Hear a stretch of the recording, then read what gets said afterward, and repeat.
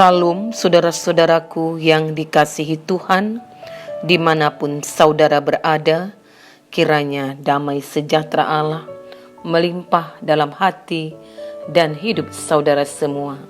Sebelum kita mendengarkan firman Tuhan, marilah kita berdoa. Kepadamu Tuhan kami bersyukur atas hidup anugerah-Mu bagi kami.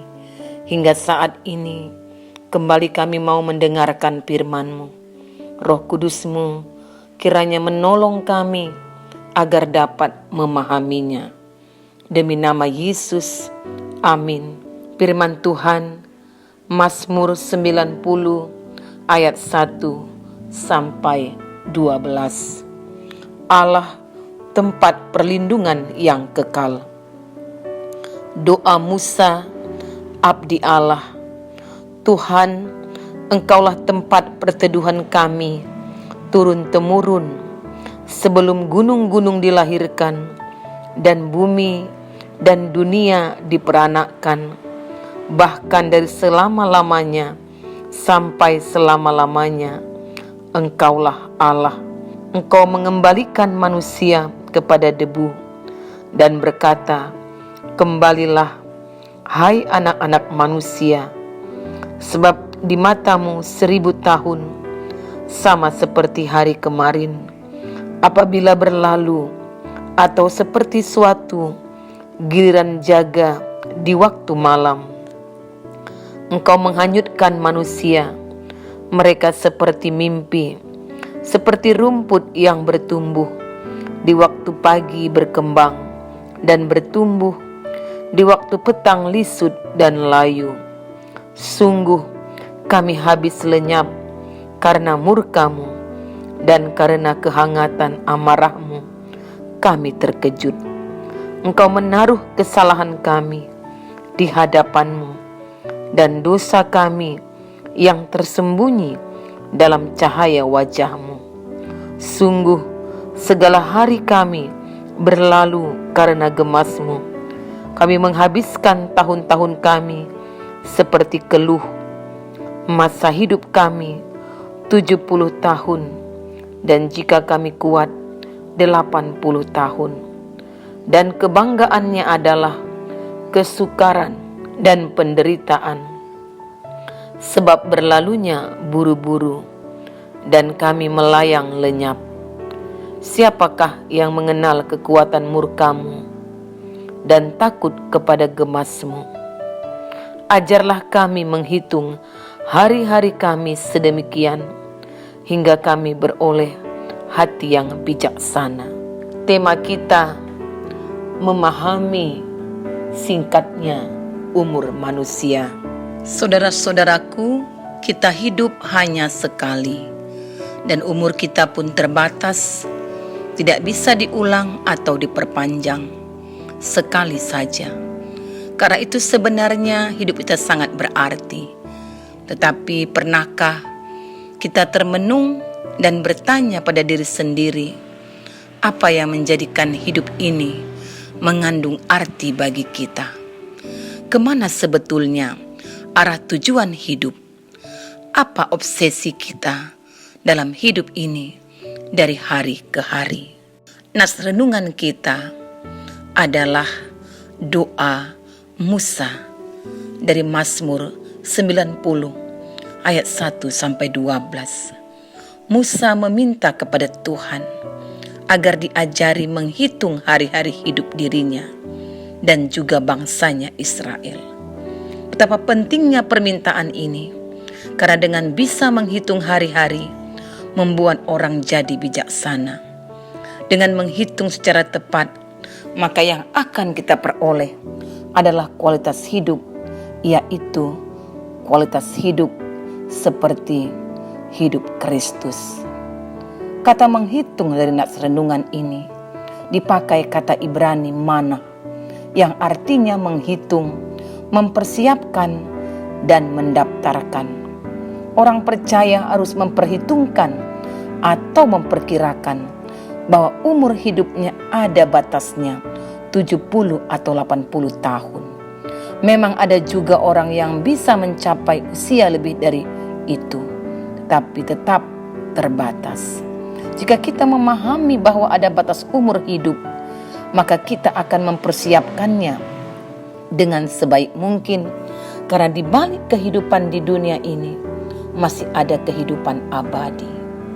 Menghitung hari bukan sekedar mengurutkan waktu dari detik ke menit dan jam, atau dari hari, minggu, bulan, dan tahun. Tetapi ada upaya menyiapkan segala sesuatu sehingga waktu yang kita jalani menjadi waktu yang berkualitas dan berguna bagi kehidupan kekal kita. Jika untuk hal-hal yang panas saja kita merencanakan dengan baik, betapa terlebih lagi dengan kehidupan kekal kita. Oleh karena itu saudara-saudaraku, kita perlu belajar dari Allah yang kekal.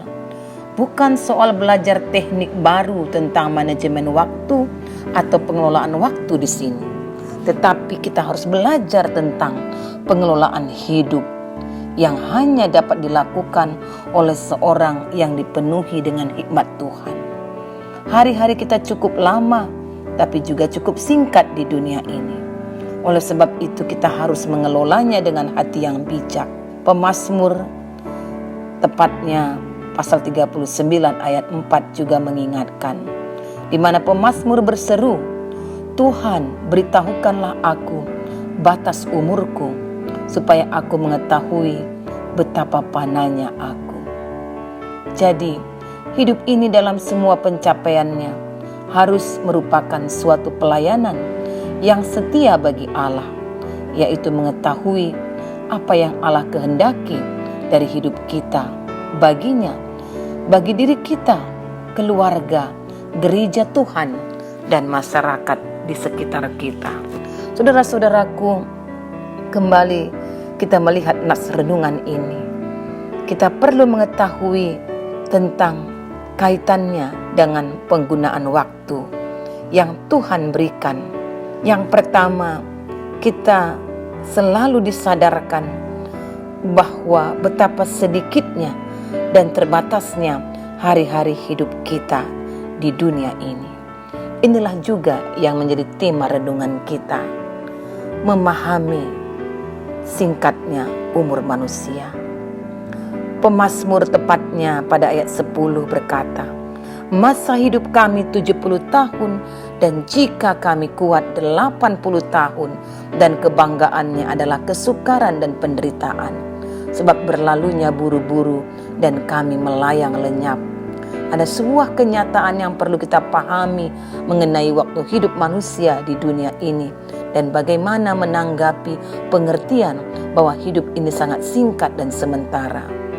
Manusia, saudara-saudaraku, biasanya cenderung tidak pernah sadar bahwa waktunya terbatas sampai suatu saat di mana sudah tidak ada kesempatan lagi, barulah dia sadar bahwa waktunya terbatas.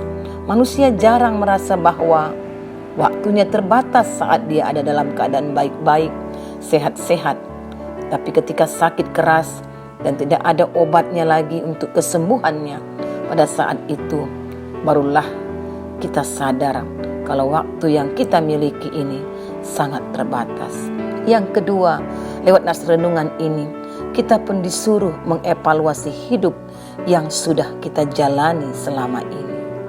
Kalau Rasul Paulus dalam kitab Efesus 5 ayat 16 mengatakan, dan pergunakanlah waktu yang ada, karena hari-hari ini adalah jahat. Jadi artinya di sini, bagaimana kita mempergunakan waktu pemberian Tuhan?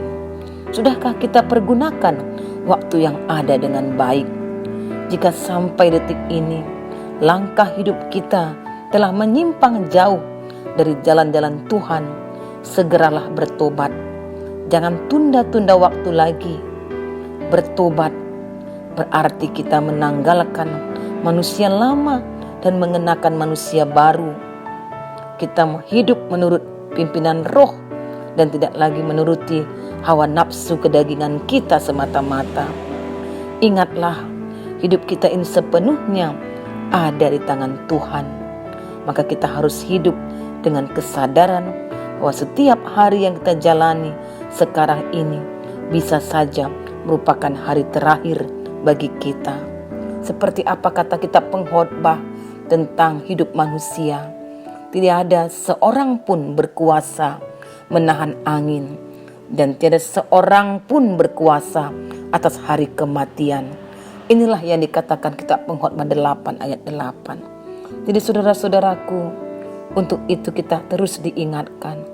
Kita harus selalu waspada dan tidak lengah sedetik pun. Kita harus bertanggung jawab menjalani hidup sepanjang waktu yang diberikan Tuhan kepada kita. Sebab waktu yang kita jalani ini sedang bergerak menuju kekekalan. Dan hidup yang kita jalani sekarang ini memiliki dampak kekekalan. Pertanyaannya, apakah hari-hari yang kita jalani sekarang ini sejalan dengan kehendak Tuhan? Karena apapun yang kita lakukan sekarang sangat menentukan status kita di hadapan Tuhan kelak. Maka dari itu, ingatlah seperti firman-Nya dalam 1 Petrus 4 ayat 2. Waktu yang sisa jangan kamu pergunakan menurut keinginan manusia, tapi menurut kehendak Allah. Jadi saudara-saudaraku, saat ini adalah waktu yang tepat untuk hidup kudus dan melakukan kehendak Tuhan. Saudara-saudaraku, marilah kita menjadi berkat untuk menjadikan hidup kita punya arti dan bermakna. Mari meniru kehidupan Kristus yang dapat kita lihat. Hidup Kristus di bumi ini hanya selama 33 tahun. Jauh lagi lebih singkat dari apa yang dikatakan pemazmur lewat renungan kita.